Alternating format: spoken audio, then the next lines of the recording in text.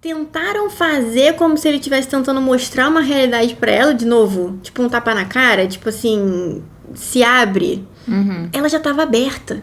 Ela passou 2 semanas grudada nele. O que ele queria mais? Ele queria ficar mais longe de tudo, mais grudado nela, tipo, que sufocamento. Olá, meu nome é Mira. Eu sou a Raquel. Nós somos psicólogas clínicas. E hoje a gente vai falar do terceiro filme do especial Julia Roberts, que é o clássico Comer, Rezar, Amar. Eu nunca tinha visto esse filme, pra variar. Eu não lembrava de nada. Eu lembrava tudo errado. Lembrava tudo o contrário.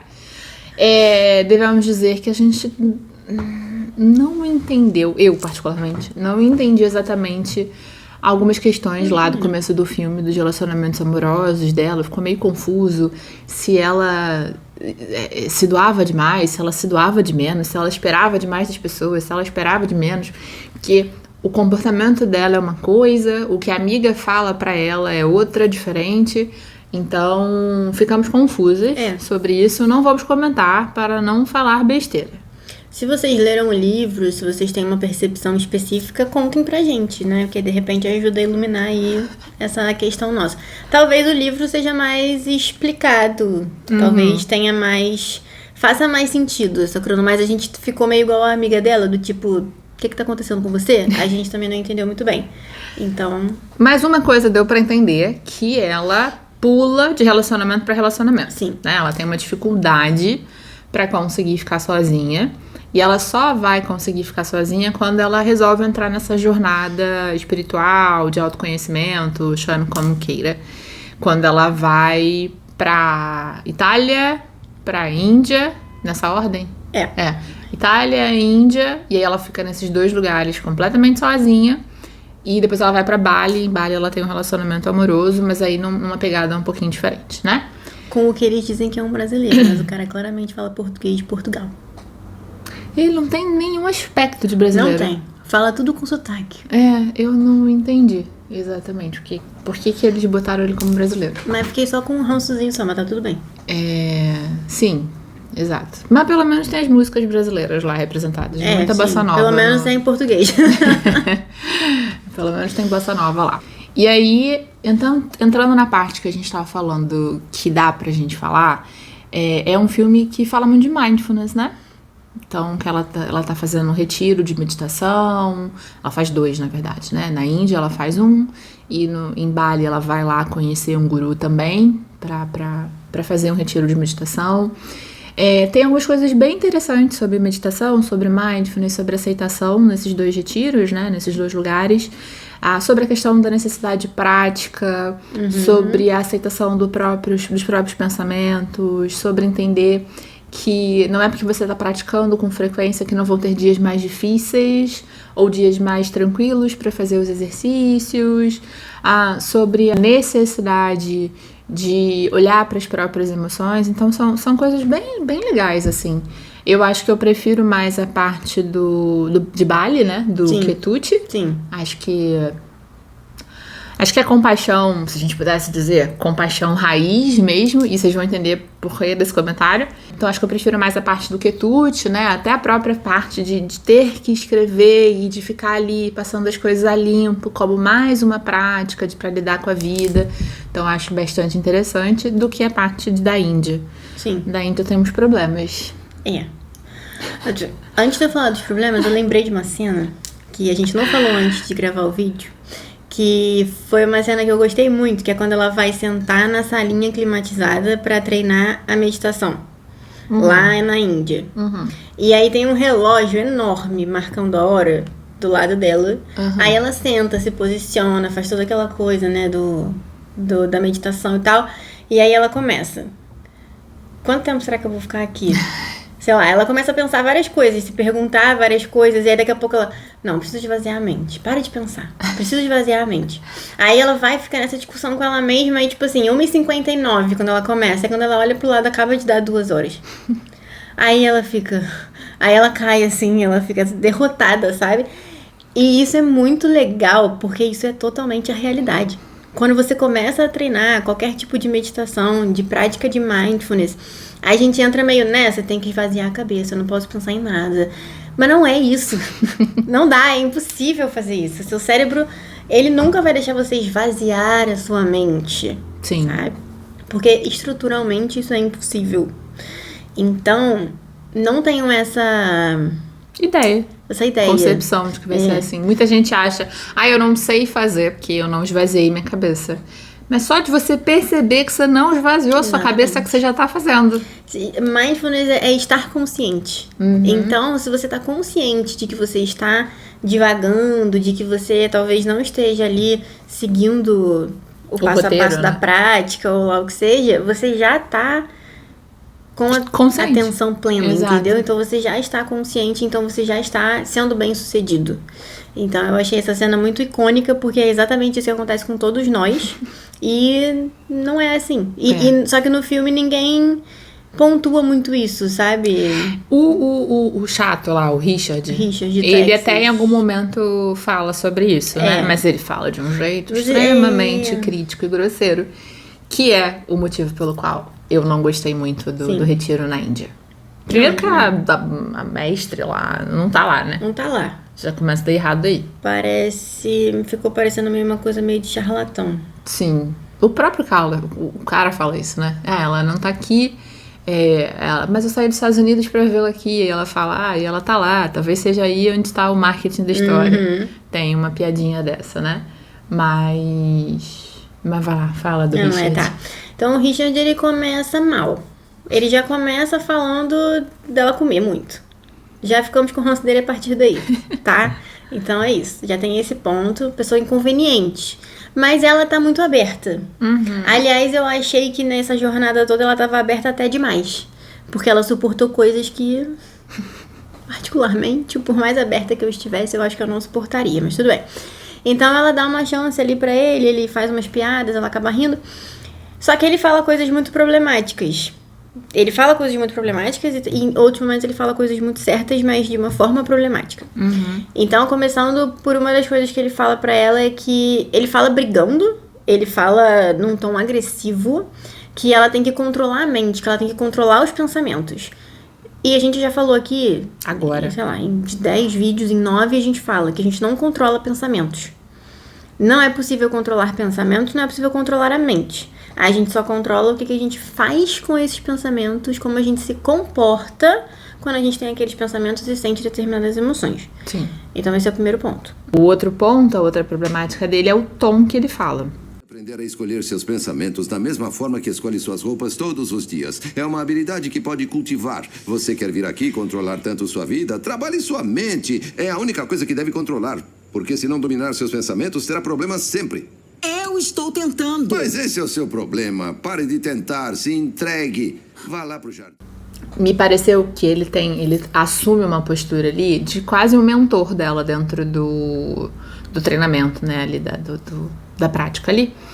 Só que o jeito que ele fala é sempre muito duro. Então, para além de falar do corpo dela, do quanto ela come, mesmo quando ele tá falando coisas que fazem sentido, ele tá sendo muito duro. E quando a gente está falando de compaixão, quando a gente está falando de mindfulness com compaixão, a gente precisa mudar esse tom duro, um duro mais pro agressivo, né? E especialmente quando a gente está ensinando alguma coisa. É óbvio que em algumas situações ser compassivo passa por ser duro, mas isso não é a maioria das vezes. Então, quando a gente quer construir uma voz interna na nossa cabeça, uma voz compassiva, o nosso modelo de voz não pode ser um modelo de voz agressivo, duro, como é o Richard. Pelo contrário, a gente tem que falar de uma voz mais suave, de uma voz mais amistosa, de uma voz mais respeitosa. Então, o cara que tá guiando ela nesse tipo de prática, ter uma voz tão dura e agressiva, que se assemelha tanto à voz crítica dela mesma, e voz críticas que várias pessoas têm, ficou meio contrassenso, sabe? Acho que faltou essa... Não sei se está no livro, se é assim, mas faltou esse estudo, né, dos roteiristas, da direção do filme, porque não dá, são coisas que não são compatíveis. Sim. E isso piora porque eles estabelecem uma boa relação, no final ela se apega a ele, quando ele vai embora ela sofre e tal. Então, assim, parece que de fato é desse jeito que a gente tem que falar com a gente. Porque ele foi o cara que ensinou um monte de coisa pra ela e ele ensinou dessa forma dura. Então, assim, é uma coisa complicada. É como se ele ficasse dando tapas na cara dela. Exato. Sabe? Exatamente isso. E infelizmente a gente vê muito isso nas redes sociais, alguns psicólogos, terapeutas que acham que... E alguns pacientes. Mas o paciente tudo bem que não estudou, né? Pois é, mas é que às vezes as pessoas ficam, ai, minha psicóloga me deu um tapa na cara que foi uma revolução. Não é pra dar tapa na cara nenhuma. Agressão é agressão sempre. Não é essa a ideia. Sim. Então, essa valorização. Essa valorização dessa coisa do tapa na cara, do ser muito sincero, do falar umas verdades, é complicado. Isso precisa ser feito com equilíbrio. Modificado. Porque a gente pode falar verdades, mas não precisa ser de forma dura. Exatamente. Ou, se você vai ser dura, precisa ser muito pontual, assim, muito pontual. Porque naquele momento, realmente, só cabe aquele jeito de falar. E você já tentou falar de outras formas e tal, mas não é pra banalizar. Não é pra toda hora, o tempo inteiro, ser dura. Né? Exatamente. Mas, pra só não falar também mal do Richard, tem uma coisa que ele fala... Quer dizer, fala um pouco mal porque ele fala de um jeito errado, mas ele fala uma coisa boa. Eles estão conversando numa cena que ela tá falando que ela se sente mal pelo ex-marido, que ela acha que o ex-marido nunca vai perdoá-la, que ela tá esperando esse perdão pra ela poder se libertar, digamos assim. E aí ele fala pra ela que ela não pode ficar esperando o perdão dos outros, que ela tem que perdoar ela mesma. E é exatamente isso, né? Muitas vezes a gente vai ter que aprender, e aí sai toda a ideia da compaixão também, né? Ser mais gentil consigo mesmo e se perdoar. Entender o que aconteceu. A questão é sempre tentar tomar cuidado pra não repetir a mesma coisa novamente. Já que a gente magoou alguém, já que a gente fez alguma coisa que a gente achou que é ruim pra alguém, como é que eu evito que isso aconteça novamente? Então, às vezes, é até uma frase que ficou meio famosa em algum momento, às vezes a gente vai ser o vilão da história de alguém e tudo bem, acontece. A gente só precisa tentar ser um vilão menos malvado possível e tentar não repetir a mesma coisa de novo. Sim. Então, isso que ele fala é bem, bem legal. E aí, logo depois dessa conversa, ela tem a cena do perdão, né? Que é toda a imaginação dela, mas que tem uma função emocional interessante, porque a gente pode, de fato, imaginar situações na nossa cabeça com essa função terapêutica de conseguir dar o perdão para alguém, ou se perdoar, ou enfim, vivenciar emocionalmente de outra forma a mesma situação. Exatamente. E uma das coisas que a gente não gosta do Richard, né, é justamente porque quando ela tá na Itália, ela tá falando de comida com uma outra menina, né, que tá preocupada com o próprio peso, e ela fala que pra ela também é difícil lidar com a possibilidade de engordar, mas que ainda assim ali ela fez uma escolha, que ela queria comer a pizza dela, que ela ia comer sem culpa. Então, quando ela tá nesse processo de tentar se libertar dessas cobranças em relação à estética, o bonito chega lá e atrapalha essa história. Nossa, ele é muito grosseiro. Pratão é o apelido dela, não é isso? É sacolão, não é? E acho que a tradução em português ficou Pratão. Então pode ser também, dando mesmo. Fica bom também. E aí, assim, só voltando pra questão da Itália, que a gente acabou não falando antes, é uma viagem muito legal, em que ela constrói uma rede de apoio muito interessante. Sim. Né? E vai lá, passa acho que é o Natal, né? Na casa de uma família. E aí ela faz as comidas típicas da cultura dela, e a família topa, né? Então faz o peru, e acaba tendo que fazer o peru de manhã, e aí todo mundo toma de café da manhã o peru. Então ela se sente integrante daquele grupo, porque as pessoas são muito bacanas, né? Então começa com essa menina que ela encontra, e depois o namorado da menina, que é o professor italiano. E depois a família dele, né? Então é muito interessante a gente ver o quanto ela estava precisando. E ter a rede de apoio fez com que ela não pulasse de um relacionamento pro outro. E falando em relacionamento, chegamos ao último ponto do vídeo. Será que é controverso? Vamos ver, eu quero ver se vão concordar, se vão ter a mesma percepção. Então temos o brasileiro que não é brasileiro. E eu entendi que ele vem com uma proposta de ser diferente dos outros homens que ela já encontrou. Sabe? Ele é todo carinhoso, fofinho, se conecta com as emoções, chora, se declara pra ela, enfim. Eles ficam juntos um tempão, eles passam 2 semanas dentro de casa juntos, só os dois. Ela deixa de visitar o quitute, de fazer as práticas que ela se comprometeu a fazer todos os dias pra poder ficar com ele.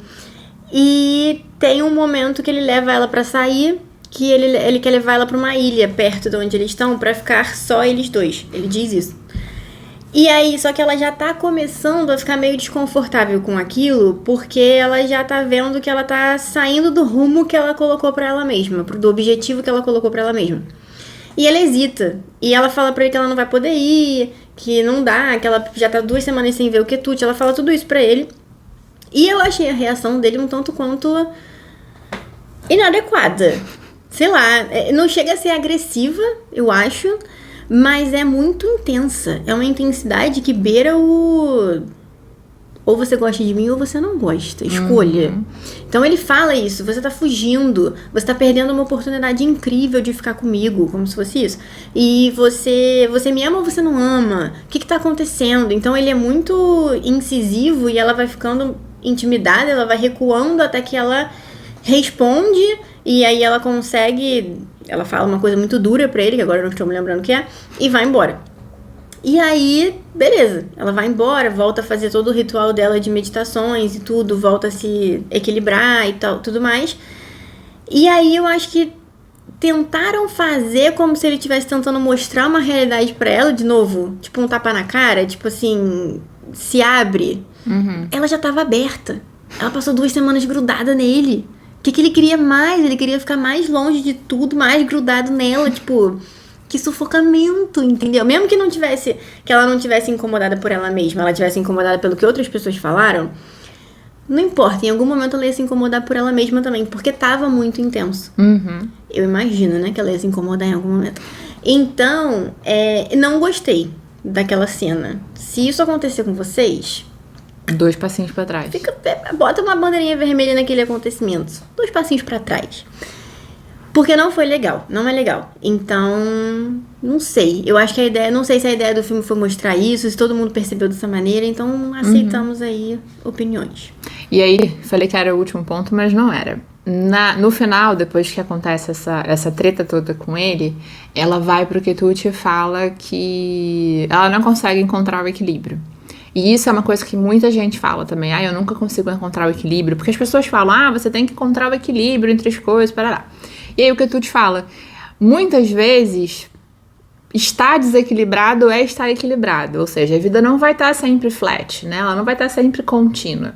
Às vezes, esse movimento aqui faz parte da vida. E isso é uma lição muito interessante. Por isso que eu gostei muito do quitute. Trazer essa noção de que estar equilibrado não é estar pleno, não é retilíneo, é fundamental, porque senão as pessoas ficam sofrendo.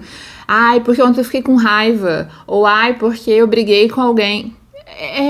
Eu comi demais. A vida equilibrada, ela também tem esses pontos, tem esses pontinhos pra mais e pra menos, porque não existe um equilíbrio completo. Então, o filme termina com essa frase, essa mensagem do quitute, né? E eu acho que é bem interessante para as pessoas também pensarem sobre isso. O equilíbrio não é reto, não é assim que é a vida. A vida é feita de pequenos altinhos, pequenos baixinhos, alternâncias. E quando a gente aceita isso, fica menos sofrido viver. Tá aí o equilíbrio. Exatamente. Bom, gostou? Tem alguma coisa que você quer acrescentar? Se você chegou até aqui, por favor, curte o vídeo, compartilha com pessoas que gostam de análises, né, sobre comportamento, sobre funcionamento humano. E semana que vem tem mais um vídeo. Até!